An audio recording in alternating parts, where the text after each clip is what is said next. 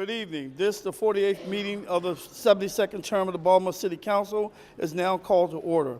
Please turn off all cell phones or put them on vibrate. Tonight's invocation will be provided by Reverend Dr. William C. Calhoun, Sr. Of the Trinity Baptist Church. And immediately after the prayer, we will do the Pledge of Allegiance. Thank you. Reverend. God of all creation, the one who sits high and looks low, the one who has bestowed blessings on all of us that are gathered here and everywhere. We thank you for this day and the many blessings we have received. We thank you for the ability to use our minds to discern your will and work to create a strong and healthy community. We thank you for our community and all who serve it, for those who teach and those who protect, for those who clean and those who repair, for those who work in parks and those who work on roads, for those who plan and those who make the plans happen, for those who heal and those who counsel, for those who govern and those who elect, for all who live into the best example of what it means to be a citizen of Baltimore. We thank you for our community, and we pray for all in our community who are hungry, unemployed, or uninsured. We pray for all in our community who are mentally or physically ill. We pray for all in our community who live in violence, those who are shelterless. For these and all the burdens of our larger community, Lord, hear our prayers. As this meeting begins this evening, I pray for each and every person here, and especially our president and all of those council persons who represent us. Give each person clarity of mind, creativity, compassion, due diligence, integrity, and a sense of humor.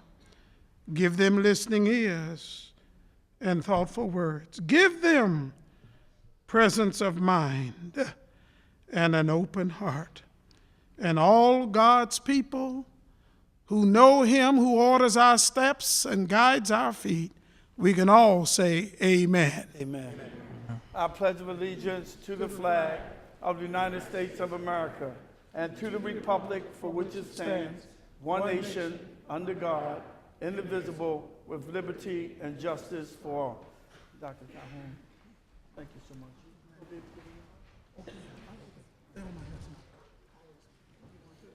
Okay. I want to thank Dr. Calhoun for the invocation. The clerk will call the roll of the members. President Young, Cohen, Scott, Dorsey, Henry, Schleifer, Middleton, Pinkett, Burnett, Bullock, Reisinger, Costello, Stokes, Need, Clark. Mr. President, we have a quorum. Thank you. Our showcase presentation have been canceled to another date because of the pending weather. It is the council custom to generalize the invocation. Ask for motion to generalize the prayer. Motion by Councilor Scott, second by Council Vice President Middleton. All those in favor of generalize the invocation say aye. All opposed, nay. The ayes have it. The motion is adopted. We'll now proceed with the adoption of the journal. Mr. President, the journal of the proceedings from the December 6th City Council meeting is on council members' desks. That motion approved the journal. Motion by Councilman Henry, second by Councilman Pinkett. All those in favor of adopting the journal say aye. Those opposed, nay. The motion carried. The journal is adopted. Bill signed by the mayor can be found on page 2 through 6 of the agenda. Executive nomination withdrawn. EA 18-0222, Dr. Joel F. Fitzgerald, Ph.D., Commissioner, Baltimore Police Department. Executive nominations. EA 19-0223, Wendy L. Blair, Member, Inclusionary Housing Board, District 14. This has been assigned to the Executive Appointments Committee. EA 19-0224, Denise DeLever, Member, Inclusionary Housing Board, District 7. This has been assigned to the Executive Appointments Committee. EA 19-0225, Arlene B. Fisher, Member, Inclusionary Housing Board, District 9. This has been assigned to the Executive Appointments Committee. EA 19-0226, Melvin L. Freeman, Member, Inclusionary Housing Board, District 3. This has been assigned to the Executive Appointments Committee. EA 19-0227, to Laura Imes Thomas, Member Inclusionary Housing Board, District 7. This has been assigned to the Executive Appointments Committee. EA 19-0228, Michael G. Middleton Sr., Member Inclusionary Housing Board, District 5. This has been assigned to the Executive Appointments Committee. Bills to be introduced. Mayor and City Council Resolution 19-0315, 15 Waterfront Management District and Waterfront Management Authority renewal through April 23, 2023. For the purpose of renewing and continuing the Waterfront Management District and the Waterfront Management Authority, providing for a special effective date and generally relating to the activities and authority of the Waterfront Management District and Waterfront Management Authority. Sponsors, City Council President on behalf of the administration. This has been assigned to the Housing and Urban Affairs Committee. City Council Bill 19-0316, Supplementary General Fund Operating Appropriation, Baltimore City Information and Technology, $5,217,659. For the purpose of providing a supplementary general fund operating appropriation in the amount of $5,217,659 to Baltimore City Information and Technology, Service 805, to provide funding to support the dispatch, console, and fire station alerting upgrade and providing for a special effective date. Sponsors, City Council President on behalf of the administration. This has been assigned to the Budget and Appropriation Committee. City Council Bill 19-0317, City Streets Opening, portion of a 3-foot alley. For the purpose of condemning and opening a portion of a 3-foot alley extending southerly 16 feet from the northern property line in the rear of the property known as 19 North Fremont Avenue as shown on Plat 329-A-25 in the Office of the Department of Transportation and providing for a special effective date. Sponsors, City Council President on behalf of the administration. This has been assigned to the Housing and Urban Affairs Committee. City Council Bill 19-0318, City Streets Closing West Fairmount Avenue, a 10-foot alley, a portion of Martin Luther King Jr. Boulevard, and a portion of a 3-foot alley. For the purpose of condemning and closing West Fairmount Avenue, a 10-foot alley, a portion of Martin Luther King Jr. Boulevard, and a portion of a 3-foot alley bounded by North Fremont Avenue, West Fayette Street, Martin Luther King Jr. Boulevard, and West Baltimore Street as shown on Plat 329-A-25A in the Office of the Department of Transportation and providing for a special effective date. Sponsors, City Council President on behalf of the administration. This has been assigned to the Housing and Urban Affairs Committee. City Council Bill 19-0319, Sale of Property, former bed of West Fairmount Avenue, a 10-foot alley, a portion of Martin Luther King Jr. Boulevard, and a portion of a 3-foot alley.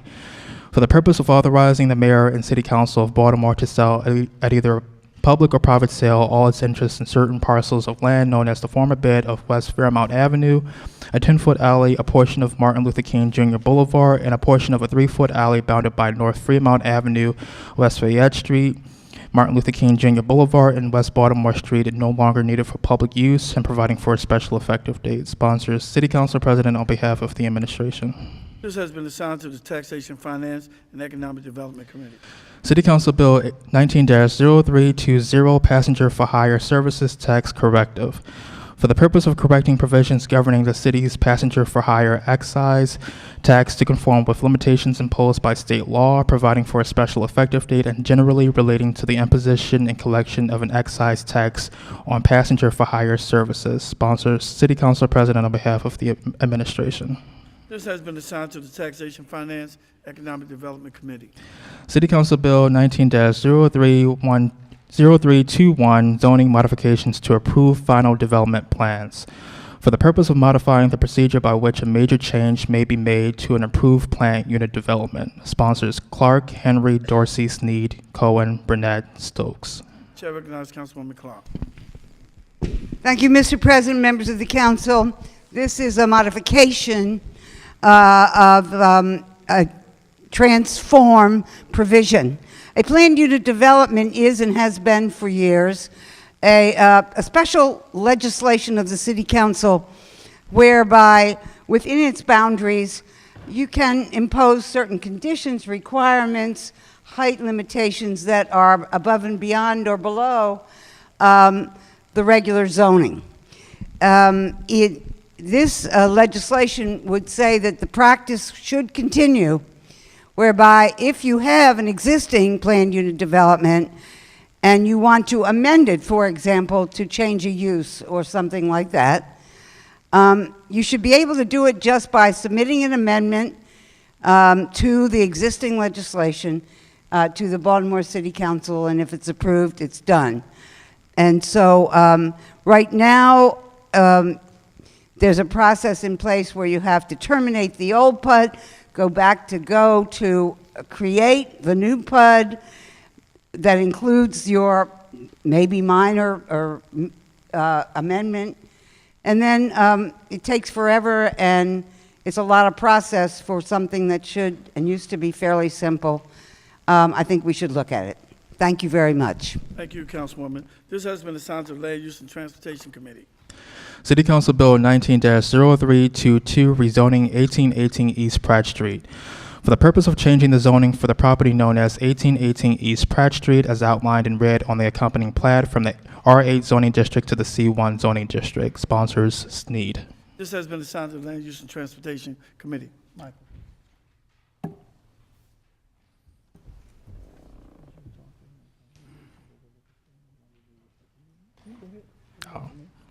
City Council Bill 19-0323, hotels, anti-human trafficking training. For the purpose of requiring hotels to provide all hotel employees with anti-human trafficking training on an annual basis, conforming and correcting related provisions, and providing for a special effective date.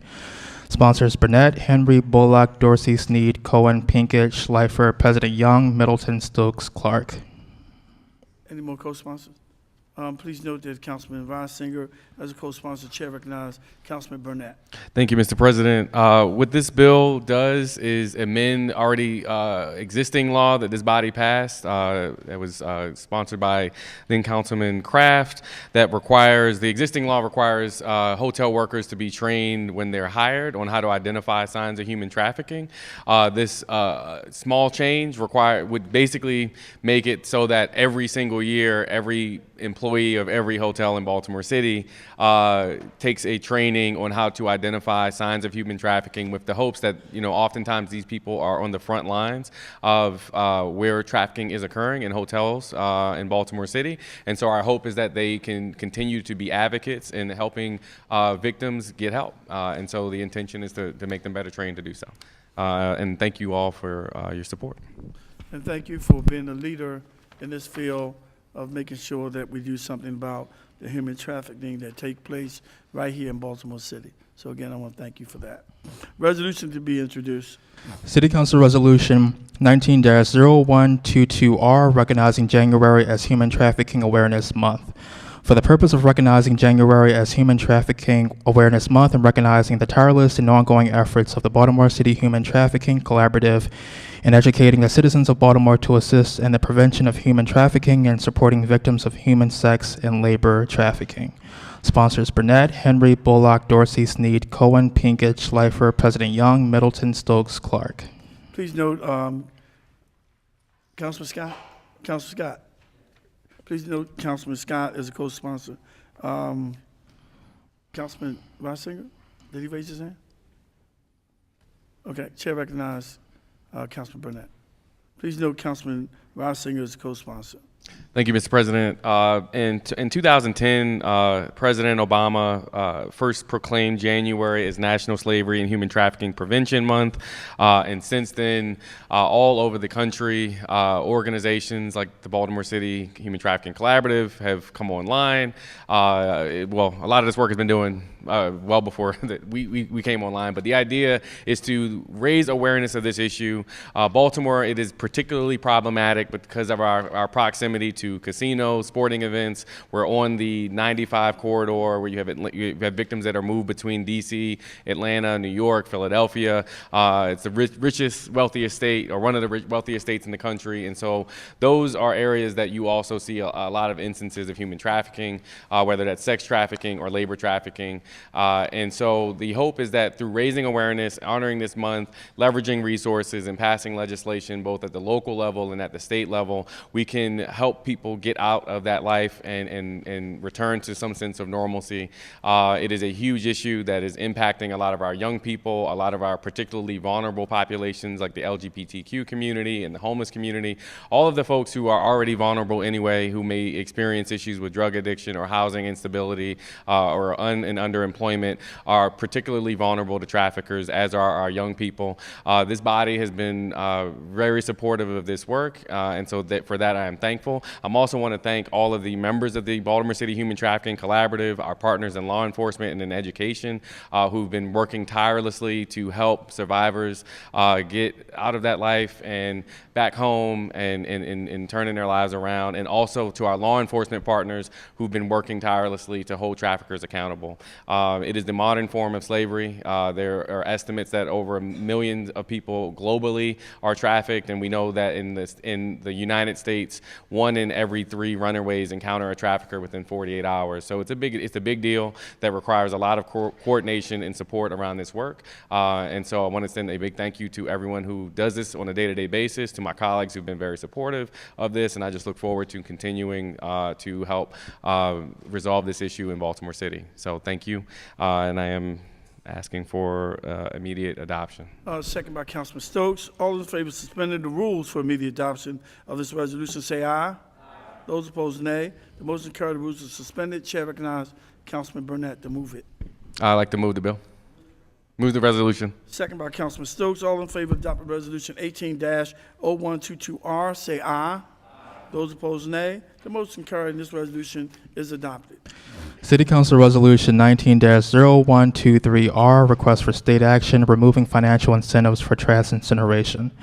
For the purpose of supporting changes to state law governing Maryland's renewable portfolio standard that remove incentives for the incineration of trash under the RPS, supporting an increase in the amount of renewable electricity required under the RPS to 50% by 2030, supporting investing in clean energy workforce development while targeting economically distressed parts of the state and individuals who have historically experienced barriers to employment, and supporting the availability of more funding for investment capital and loans to help minority, veteran, and woman-owned businesses grow within the clean energy economy.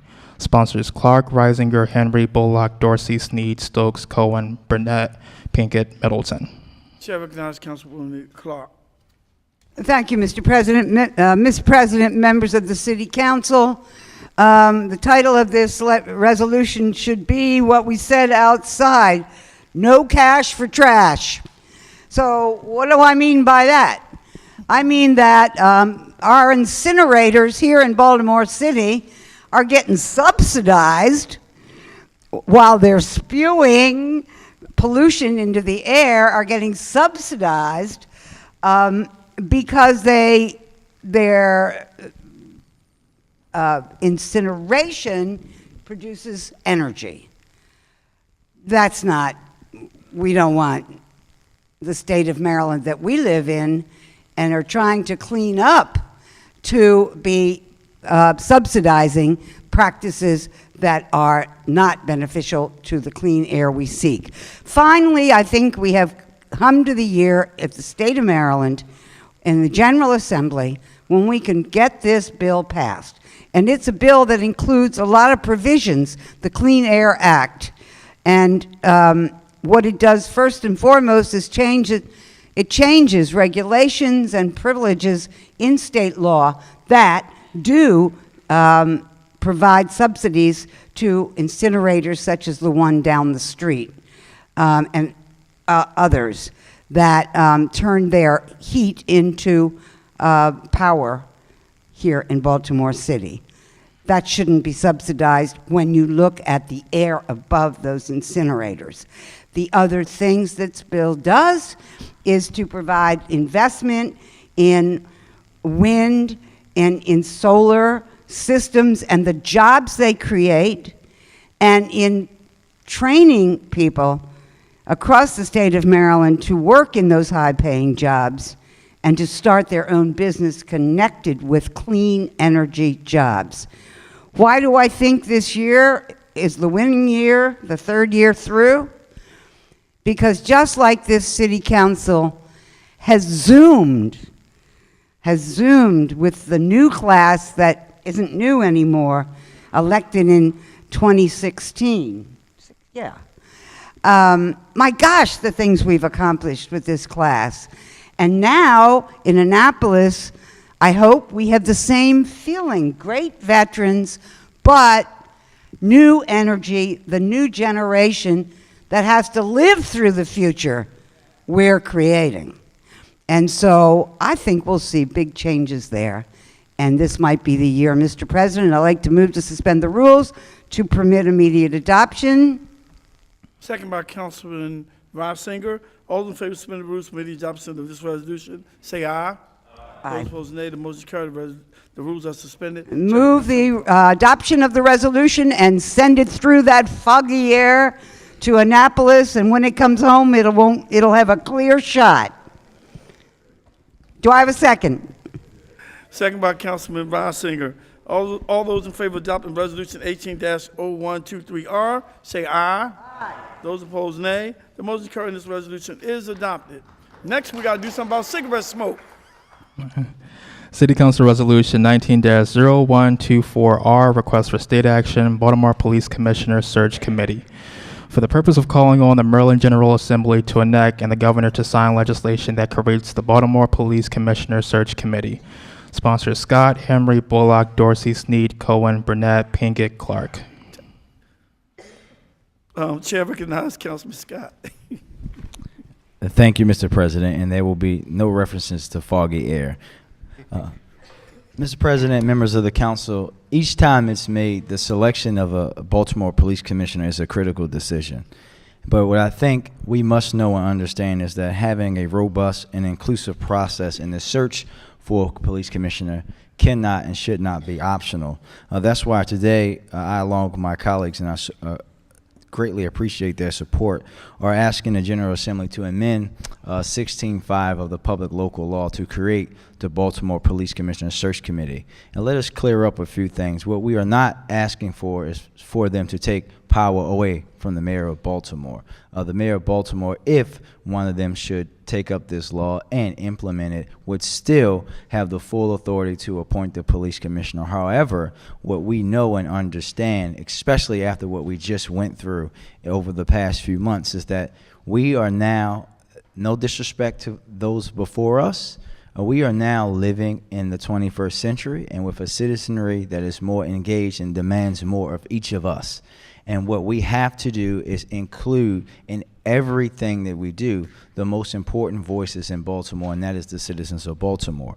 This would create a committee that would be jointly appointed by the mayor and the council president, along with having standing members from both the General Assembly and the City Council, because it is foggy to some who controls the Baltimore Police Department, even though we know in this body that is clear that is the General Assembly.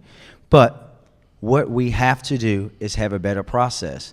This would allow for us to join cities like Seattle, Los Angeles, and even little old Fort Worth, Texas, in having a more and open and transparent process when selecting our police leader, which is a critical thing for the city of Baltimore.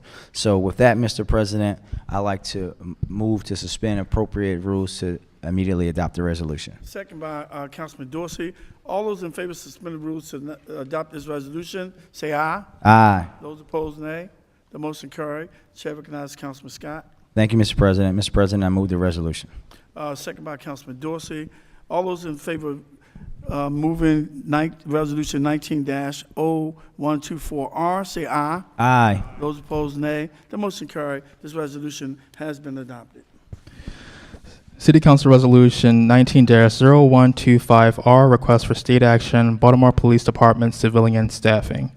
For the purpose of calling on the Maryland General Assembly to enact and the governor to sign legislation that mandates a sworn officer to civilian employee staffing ratio for the Baltimore Police Department. Sponsors Scott, Henry, Dorsey, Sneed, Cohen, Burnett, Pinkett, Clark. Chair recognizes Councilman Scott. Thank you, Mr. President. That Councilman Bullock as a co-sponsor. Thank you, Mr. President. Mr. President, members of the council, here on the council, we know that this has been a hot button topic for us for like the last 5 years. At first, it was the council president and myself, and recently, Councilman Costello, chair of the budget committee, and vice chair, Councilman Pinkett, have led in this fight to trying to have our police department be better, use their resources better. When you look at departments across the country, the civilian to sworn rate is much higher. We have a rate of 13% of our police department being civilians, where you look at cities like New Orleans, all these other places, it's 16, 19, 20, or even 30%. We hear time and time again, and actually I would challenge my colleagues to look back at their budget books over the last few years, that the police department has a civilianization plan, and they're going to implement this civilianization plan, and we've given them money to do a civilianization plan. However, when asked by myself and Councilman Costello at one of our budget stat meetings with the police department what happened to the civilianization plan, the answer was they don't know. They don't know why they didn't do it. And because we can't force them to do anything, and while I have that a moment of privilege, yes, we still want the General Assembly to turn the police department over to the city of Baltimore. But the next best thing for us to do is to mandate that. We can no longer expect them to just do things the right way, right? They have proven to us time and time again that they are not going to do anything unless they're forced to do it. And however, they would argue that they need more positions. And for my colleagues, I would like to point out to you that at a recent budget hearing with the police department, the director who oversees the administrative side, Director Odell, said to the council that, yes, we're going to need more positions in the budget in order for us to properly civilianize. Immediately, Budget Director Bob Sinema said, no, you don't. You have enough positions in the police department. And when you look at the consent decree staffing study, this isn't a discussion about whether they have enough positions and people. It's about them not using them in an efficient manner. And what we're asking the General Assembly to do is to force them to do that so that we can put police back out on the street to do the things that we want them to do, to helping making neighborhoods safer, so that the call times and times for service and response times are lowered in the city of Baltimore, so that our children feel safe when they're walking from school back home off the bus, so that our neighbors feel safe when they're emptying their groceries and carrying them to the house. We can do this in Baltimore, but we have to join the rest of the country in being more efficient with our resources. And with that, Mr. President, I'd like to suspend appropriate rules for immediate adoption. Second by Councilman Cohen. All those in favor of suspending the rules for immediate adoption of this resolution, say aye. Aye. Those opposed, nay. The motion carried. The rules are suspended. Chair recognizes Councilman Scott. Thank you, Mr. President. Mr. President, I move the resolution. Second by Councilman Cohen. All those in favor of adopting resolution 19-0125R, say aye. All opposed, nay. The motion carried. This resolution is adopted. City Council Resolution 19-0126R, request for state action support for the Water Taxpayer Protection Act. For the purpose of requesting that the Maryland General Assembly pass the Water Taxpayer Protection Act to stop the practice of selling Baltimore City residential property and places of worship to enforce a lien for unpaid charges for water and sewer service. Sponsors Sneed, Henry, Bullock, Dorsey, Stokes, Cohen, Burnett, Pinkett, Clark, Middleton. Please note that Councilman Reisinger, co-sponsor. Chair recognizes Councilwoman Sneed. Thank you, Council President. Mr. President, members of the council, we've all received numerous phone calls in reference to water bills and how high they are and us needing to do something about them. And then we also got the call saying that a person has lost their home or a church is about to lose their building because of a tax sale against their property. So I'm asking that we actually stand together and urge our colleagues in Annapolis to do something about this. We don't want to lose any more Baltimore City residents, and we don't want to see such historic properties like our churches be lost to a water bill. And so I'm asking you all to stand with us and to make sure that something is done about this. And so this is why I will ask for to suspend the rules and ask for immediate adoption. Second by Councilwoman Clark. All those in favor of suspending the rules for immediate adoption of this resolution, say aye. Those opposed, nay. The motion carried. The rules are suspended. Chair recognizes Councilwoman Sneed. Thank you. I move the resolution forward. Second by Councilwoman Clark. All those in favor of adopting resolution 18-0126R, say aye. Those opposed, nay. The motion carried. This resolution is adopted. City Council Resolution 19-0127R, request for state action, reform residential retail, electricity, and natural gas markets. For the purpose of calling on the Baltimore City delegation to the 2019 Maryland General Assembly to create legislation that requires the Public Service Commission to collect and analyze retail, electric, and natural gas supplier actual rates, usage, and zip code information and data for residential customers, eliminate retail supplier individual residential market contracts, make aggregated supply options that would lower costs available to households, and enact additional consumer pricing and contract safeguards for all Maryland residents who choose third-party energy supply. Sponsors Henry, Bullock, Dorsey, Cohen, Burnett, President Young, Clark, Snead, Middleton. Chair recognizes Councilman Henry. Please note Councilman Reisinger is a co-sponsor. Thank you, Mr. President. Almost exactly 20 years ago, the Maryland General Assembly deregulated the energy industry here in Maryland. We were told at the time that it would save us money, not unlike we had been told previously that wealth would trickle down. We have since had both reports from the Office of People's Counsel and an independent report commissioned by the Able Foundation, which found that in the period between 2014 and 2017, Maryland households paid collectively a little over $250 million more than they would have if they had just kept BG&E's rates. Perhaps even more disturbing and definitely closer to home, interviews with 40 low-income residents through the organization CARES, which works in my district and some of my colleagues' districts, found that on average, low-income residents who had switched to one of the veritable plethora of third-party alternatives were paying on average more than 50% more for electricity and more than 75% more for natural gas. This is an issue that badly needs the General Assembly to revisit, and we would ask that, first of all, let me thank my co-sponsors.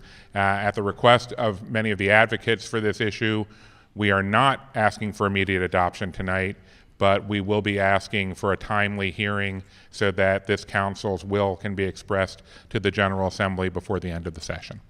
Thank you. Thank you. This has been assigned to the Judiciary and Legislative Investigation Committee. City Council Resolution 19-0128R, request for state action, ranked choice voting, or open primaries.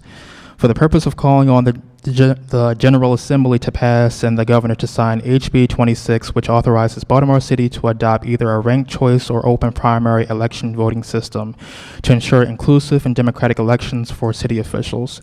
Sponsors Henry, Scott, Dorsey, Cohen, Snead, Burnett, President Young. Chair recognizes Councilman Henry. Please note Councilman Reisinger and Councilman Stokes as co-sponsors. Thank you, Mr. President. This council has already voted to support the idea of open primaries, at least in the concept of asking the General Assembly to pass legislation to allow us to have that decision-making authority. And this resolution does the same thing, but it expands it to also be for ranked choice voting. As much as I would love to take half an hour and sit here and talk with all of you collectively about the benefits of open primaries and ranked choice voting, what I would say merely at this point is this is an issue which deserves to be discussed and debated and decided here in this room. This is not something that the state should be deciding for us. And so we have a bill that's already been introduced into the General Assembly that would authorize the mayor and city council of Baltimore to enact, if we so choose, either ranked choice voting or open primaries. And so what I ask for tonight is I ask for passage of this resolution that says to the General Assembly, we here in Baltimore would like to determine our own destiny. And I ask for that support now. You've I would, so I would move to suspend I would move to suspend the rules to permit immediate adoption. Second by Councilman Scott. All those in favor of suspending the rules for immediate adoption of this resolution say aye. Aye. Those opposed, nay. The motion carried. The rules are suspended. Chair recognizes Councilman Henry. Thank you, Mr. President, and move favorable report on this resolution. Second by Councilman Scott. All those in favor of adopting resolution 18-0121R say aye. Aye. Those opposed, nay. The motion carried. This resolution is adopted. Thank you. Chair recognizes Councilman Burnett. President, I would like to move to suspend the appropriate rules so that a city council resolution can be introduced from the floor. Second by Councilwoman Sneed. All those in favor of suspending the rules to allow for the introduction of this city council resolution say aye. Those opposed, nay. The motion carried. The rules are suspended, and the resolution can be introduced and will be City Council Resolution 19-0129R. City Council Resolution 19-0129R, temporary relief for federal full load employees. For the purpose of calling on all Baltimore City landlords and utility companies to extend a grace period for the duration of the federal government shutdown to all furloughed and federal employees and contractors and forbear any adverse action against them until the shutdown's conclusion. Sponsors Burnett.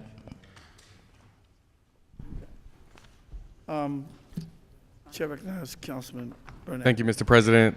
Today marks the 24th day of the federal government shutdown, and last Friday, contractors and federal employees missed their first paycheck.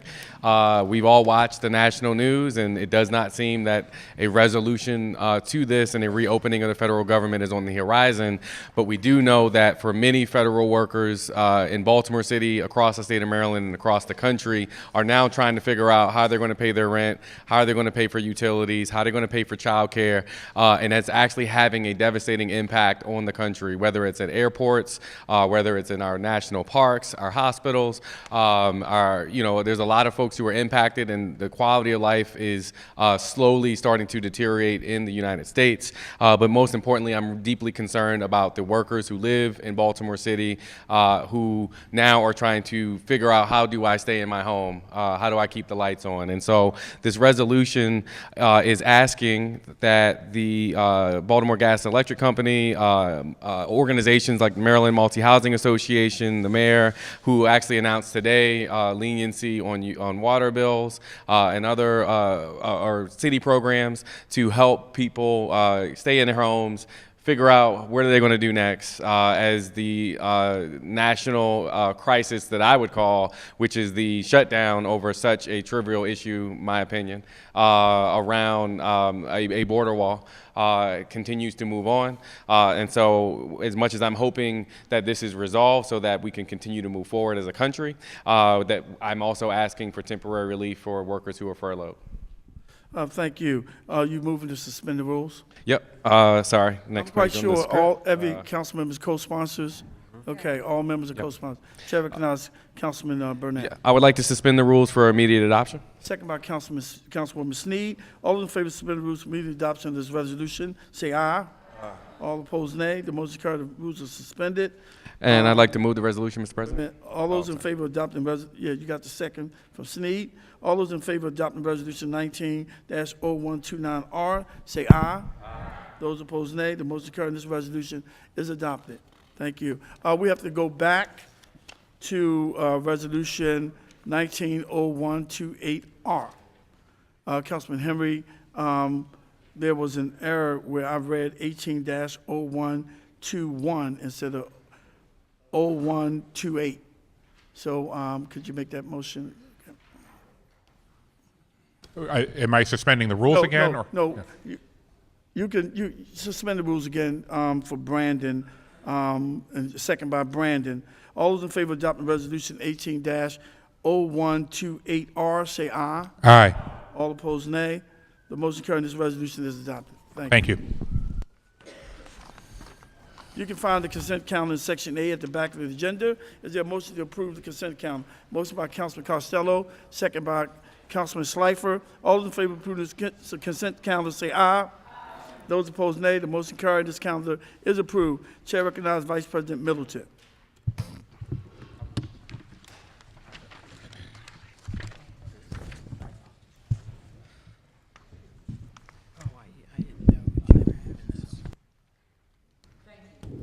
This was just given to me. Mr. President, I move to extend floor privileges to the special guest from the Baltimore Trauma Response Team. Second by Councilman Costello. All those in favor of extending floor privilege to our guests, say aye. Those opposed, nay. The motion carried, and our guests may take the floor. Oftentimes, when we look at crime that impacts our city and our communities, the focus is largely on numbers, trends, and statistics. It is important that we not overlook the real human impact that exposure to violent crime has on our fellow citizens. Tonight, we welcome representatives from the Baltimore Trauma Response Team. The Baltimore Trauma Response Team helps citizens who have been impacted by or witnessed violent crime by offering trauma evaluations and referral service. Tonight, I will be presenting resolution to these unsung heroes in honor of their efforts to help keep our city healed.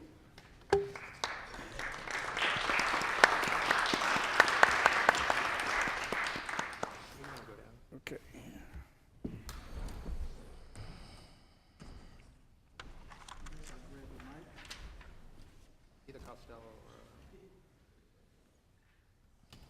Okay, we have Clarence M. Hooper Sr., Arthur F. Chambers, Dr. Andre Humphreys. I'm going to read the last one. Linda Clark. Okay. Thank you. Lieutenant Millie Rice. Did we miss someone? I'm going to read yours. Did we miss somebody? Did we miss her? Okay, all the resolution says this. The City Council of Baltimore resolution, be it hereby known to all that the City Council of Baltimore offers sincerest congratulations to each and every one of you in recognition of your dedicated work with the Baltimore Trauma Response Team to heal our city's communities. Thank you for all that you do. The entire membership extends best wishes on this memorable occasion and direct this resolution be presented on this 14th day of January 2019, Resolution 2032. Council President Young and all members. This is for Lieutenant Millie Rice. But all of them read the same. Who want to be the spokesperson? Anybody want to say something? First of all, I want to thank City Council President Jack Young and also City Council Mary Pat Clark for acknowledging the work that I've been doing and we've been doing. There's no I in you and teamwork in Baltimore City. And we definitely need your support because I've been a servant in this city all my life. And I just want to thank each and every one of you and for the team and Councilman Young for you to take the time out to acknowledge us because I recognize that no good deed goes unnoticed. So thank you, and thank you. And Dr. Phil Leaf if he's here. Where's Dr. Phil? Okay. Councilman, y'all want to come and take a picture with me? I'm going to invite all the council members to come out and we take this one picture.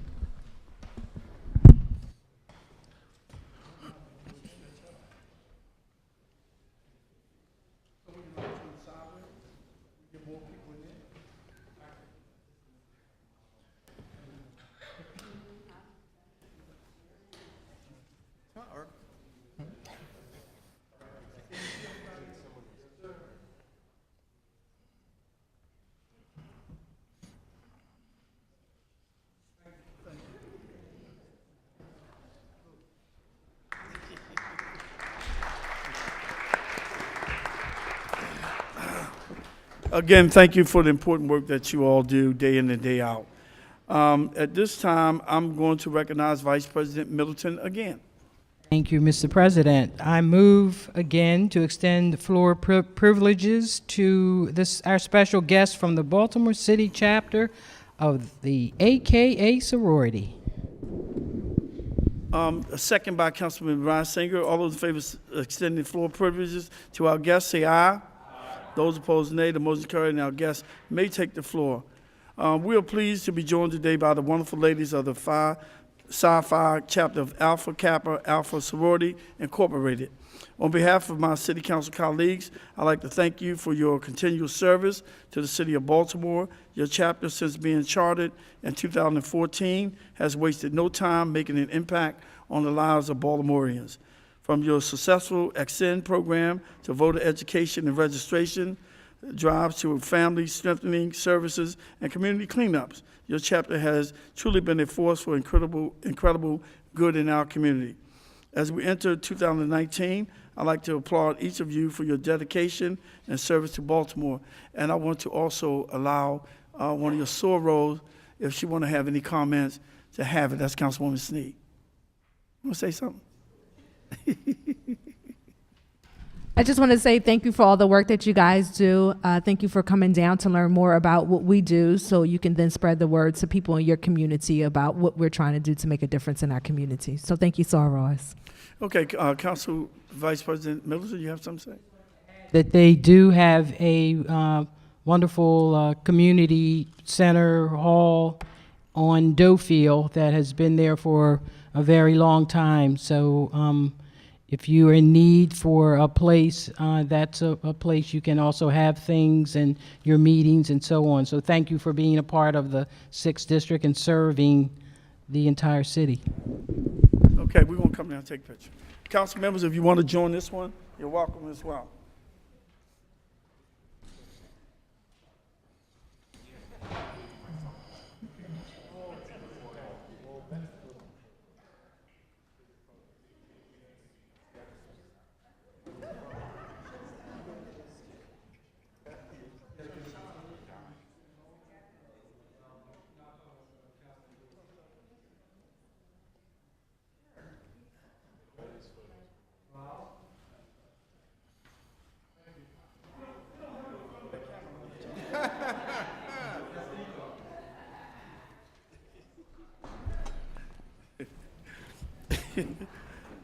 Did the president want to have some words?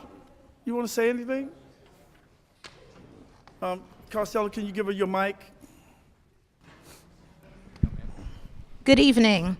The members of the Psi Phi Omega chapter of Alpha Kappa Alpha Sorority Incorporated are pleased to be with the Baltimore City Council tonight.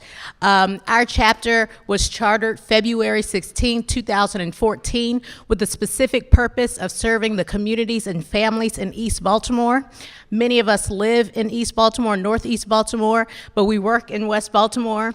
We are very excited about the work that we are doing in schools, in communities, planting trees, and just creating partnerships in the city of Baltimore to make sure families and communities get the things that they need. So we are here tonight pledging our support to programs that you all have, and hopefully we will get reciprocal support and things that we are doing to make Baltimore a more charming city.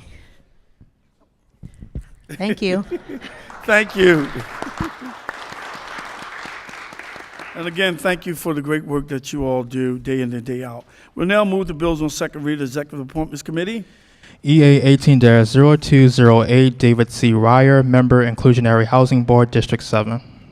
Chair recognizes Councilman Stokes. Mr. President, the mayor has withdrawn the nomination, so I will not be moving this nomination. Thank you. We'll now move on to the next item on the agenda. EA 18-0210, David Bowers, Member, Affordable Housing Trust Fund Commission, District 9. Chair recognizes Councilman Stokes. I move the nomination. Second by Councilman Bullock. All those in favor of confirming this nominee say aye. Those opposed, nay. The nomination is confirmed.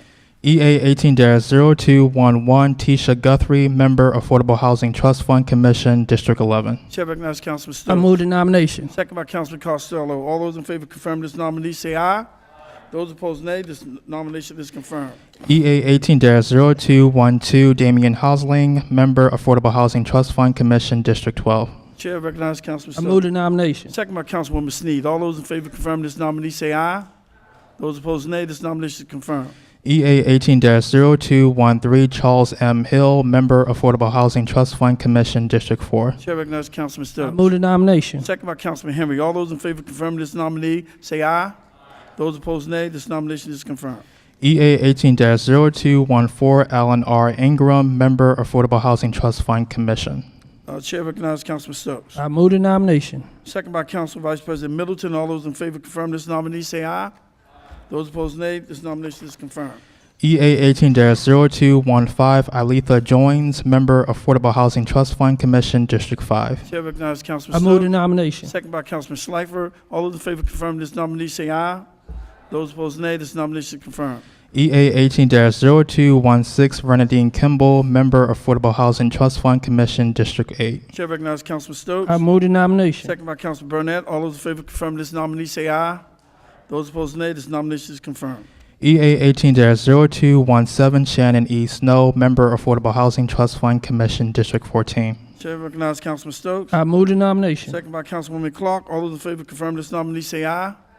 Those opposed, nay. This nomination is confirmed. EA 18-0219, Ernst Valerie, Member, Affordable Housing Trust Fund Commission, District 5. Chair recognizes Councilman Stokes. I move the nomination. Second by Councilman Schleifer. All those in favor confirm this nominee say aye. Those opposed, nay. This motion is confirmed. Thank you, Councilwoman. EA 18-0220, Tierra N. Watkins, Member, Affordable Housing Trust Fund Commission, District 13. Chair recognizes Councilman Stokes. I move the nomination. Second from Councilwoman Sneed. All those in favor confirm this nominee say aye. Those opposed, nay. This nomination is confirmed. Housing and Urban Affairs Committee. City Council Bill 18-0281, City Streets Closing a portion of South Washington Street. For the purpose of condemning and closing a portion of South Washington Street extending from Alice Anna Street southerly 90 feet to the southernmost extremity of it as shown on Plat 344-A-60A in the Office of the Department of Transportation and providing for a special effective date. Chair recognizes Councilman Bullock. Thank you, Mr. President. The committee met on December 11, 2018 to consider 3 bills being reported this evening. They're all being reported favorable without amendment. I move this bill favorable. Second by Councilman Cohen. All in favor of approving this bill say aye.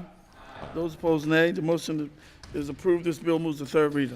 City Council Bill 18-0282, City Streets Opening a 10-foot alley bounded by North Howard Street, West 24th Street, May Street, and West 23rd Street.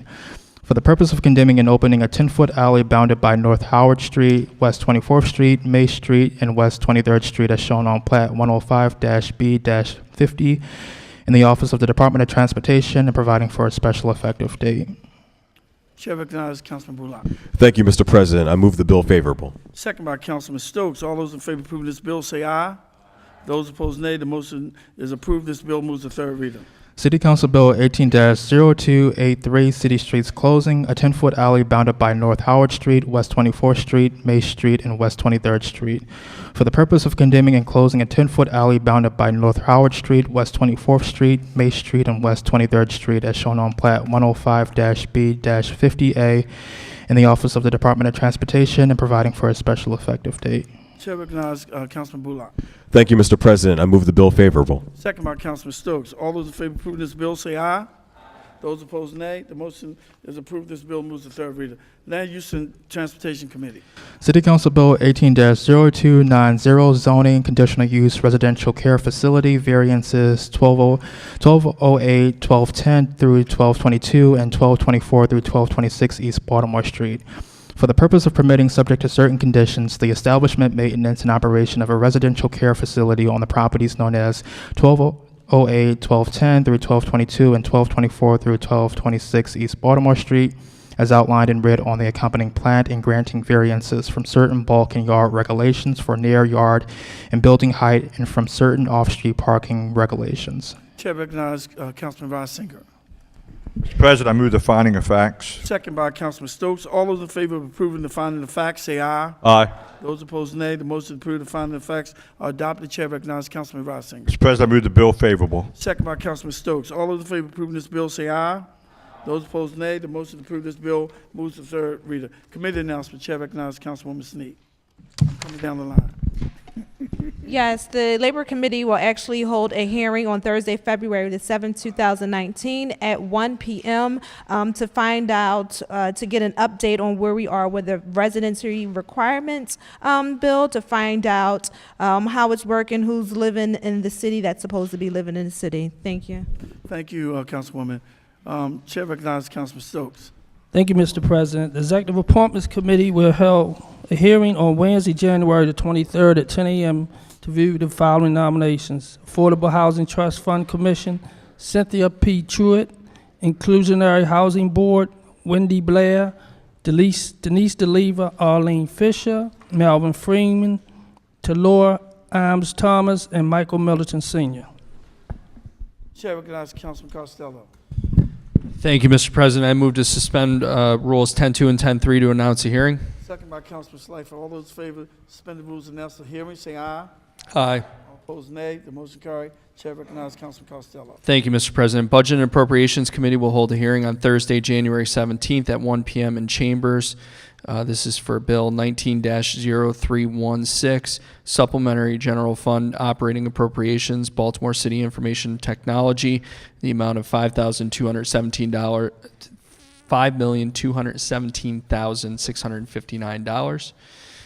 Budget and Appropriations Committee will also hold a hearing on Wednesday, February 6th at 5 p.m. on Council Resolution 18-0091R, Budget Oversight Hearing for Baltimore City Police Department, to be televised on cable TV Channel 25, and my colleague, Chairman Scott, will have an accompanying bill. Thank you, Mr. President. Thank you.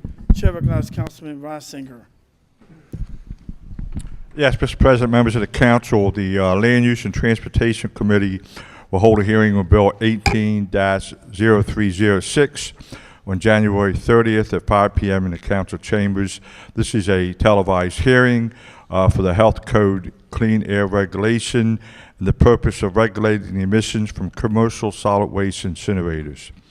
Mr. President, the committee will hold a hearing on Bill 17-0149 on February the 6th at 1 p.m. in the council chambers.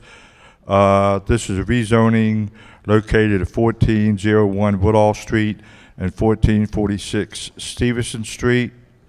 The committee will hold a hearing on Bill 18-0314 on February 13th at 1 p.m. in the council chambers. This is a repeal of Ordinance 87-1171.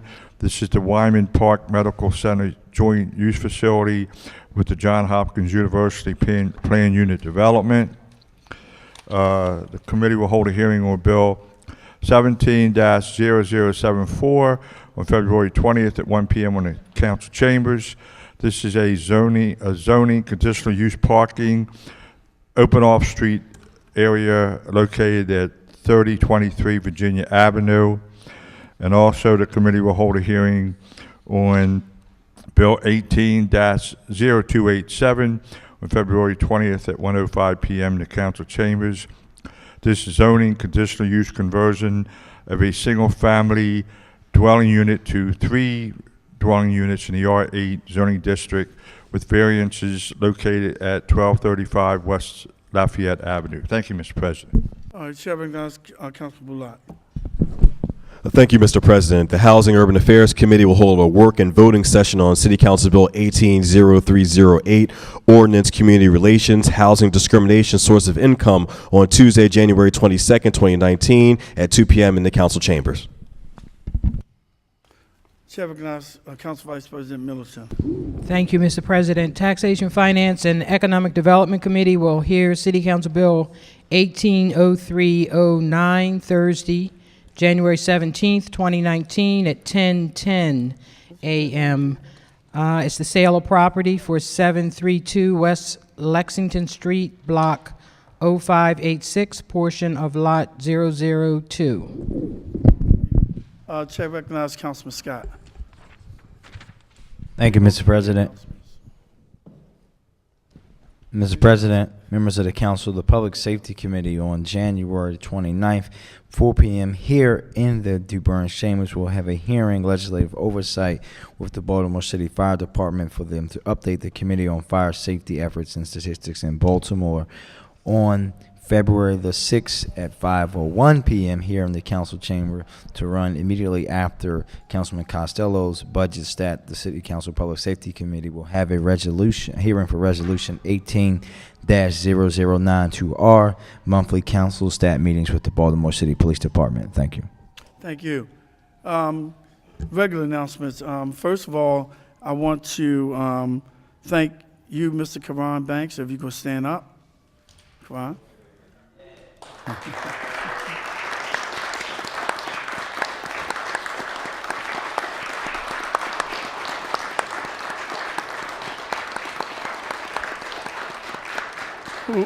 who have worked with this council. I know that he's have been very helpful in engaging my staff, working with Lester and where is he? Michael Huber. Where am I? Mike Huber, and before Mike Huber, working with Kara Kuntz. And I just want to thank you for a good job as far as I'm concerned. And we're going to miss you. Where are you going at? Where are you going? Oh, top secret? Okay, got a top secret assignment. But anyway, wherever you go, I know you would do well. Don't forget that City Hall is always home. You can always come back to the president's office to say hi to us, and I'll find out where you are, okay? Regular announcement, Chair recognizes Councilman Scott. Okay. Thank you, Mr. President. I rise to solemnly ask that Council Vice President Middleton honor a moment of silence for the now 13 victims of homicides in Baltimore City in 2019 and their families, and also all of those that we lost to the continued opioid epidemic as well. Thank you. Thank you. Chair recognizes Councilman Cohen. And then you, Councilman Henry. Rise to ask Vice President Middleton for a moment of silence for Mr. Leroy Moore. Mr. Moore, affectionately known as the mayor of Fells Point, was one of the kindest, most decent citizens in the world. Anyone who hung out there knew him. Myself and Jenny from Park and Rec are going to do a memorial, but appreciate a moment of silence for him as well. Before I go to Councilman Henry, I also want to have a moment of silence for Mr. Reginald Baylor II, one of the oldest black-owned body shops in Baltimore, especially in East Baltimore. He was considered the mayor of East Baltimore. He served on the Middle East Board during the time when we were going through a lot of renovations, housing renovation, and a lot of urban renewals over in East Baltimore. And he was still working for the city of Baltimore at 90 years old. That's what kept him going. He went to a church service on New Year's, testified how good God has been to him to see 90 years, went home and his son found him that morning. He had passed away. So I want to have a moment of silence for him. You never know when your time is going to be called, but I hope mine ain't called until after I'm 100 years old. Chair recognizes Councilman Henry.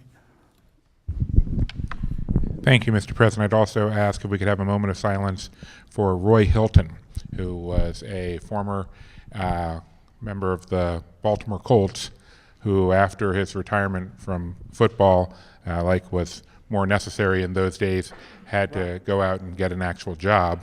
And the job he picked was as a security guard at the Homewood campus of the Johns Hopkins University, where he worked for several years as both a fearsome and comforting security guard. And I will be very candid when I say that in the 80s and 90s, it was not uncommon for black students to have some problems with Hopkins security on occasion. But I was fortunate to meet Roy early on in my academic career, and after that, I never had any problems at all with security because Roy looked out for the rest of us with his own team. So I would ask for a moment of silence.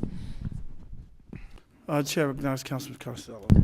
Thank you, Mr. President. Two things. One, I'd like to take a moment to thank the mayor and especially the men and women at DOT and DPW for an absolutely outstanding job with snow removal over the weekend. Those folks, including folks from the Office of Emergency Management, were working around the clock. I spent some time with them about 12 or 1 in the morning at the EOC on Saturday night, so thank you. And two, you already said it, Mr. President, but I don't think it can be overstated what Karan has meant to the council over the past 2 years. myself including, many of us have become close personal friends with you, and really appreciate all the work that you've done with us to help bridge the gap with the administration over the past 2 years. So thank you, and see you soon, buddy. Councilwoman Clark.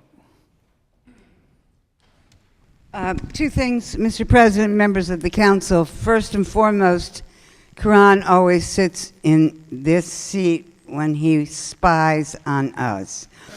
When I say spies on us, people looking in or maybe not used to our hearings, Mr. Banks is the mayor's liaison to watch us have hearings so he can begin to figure out whether bills are going to pass or not. Yeah, and so sometimes the mayor might like one bill, and we wouldn't like it, and that's what he goes back and tries to work out, and has done an excellent job with so many of us and so many legislative issues in working things out, in helping us find the middle ground. We could use you in Washington, D.C., although I think that might be where you're actually going, aren't you? But not for Trump. So I just want to say that I'm very proud that Mr. Banks was occupied this chair. As he knows and I know, it's the one chair, one of the two chairs where you can see everybody on the city council all at the same time. Secondly, Patricia Chalfant is well known in the Hampden and West Side parts of my district, and really all over the city. She's a great Democrat. I don't know if she would approve of that legislation going on in Annapolis right now. She was a great, but a joyful person, one of 15 kids, and she passed, and we had a great celebration for her on Saturday, a wonderful service, and I just want her to be remembered in our prayers and silences this evening, if possible. Thank you. Thank you. Madam Vice President, also add Betty Purnell and Annie Williams. Chair recognizes Vice President Middleton.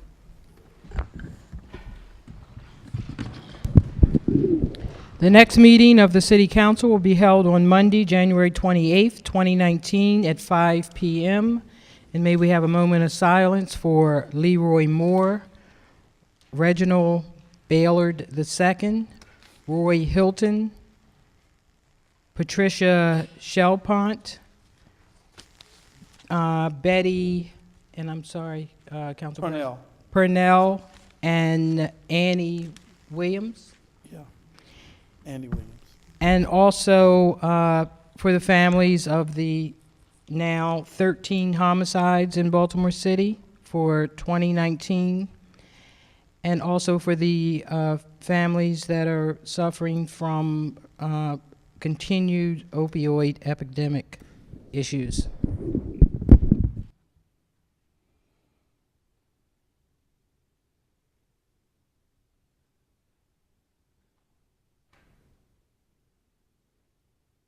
Thank you. There have been no further business. This concludes the 48th meeting of the 72nd term of the Baltimore City Council. Good night.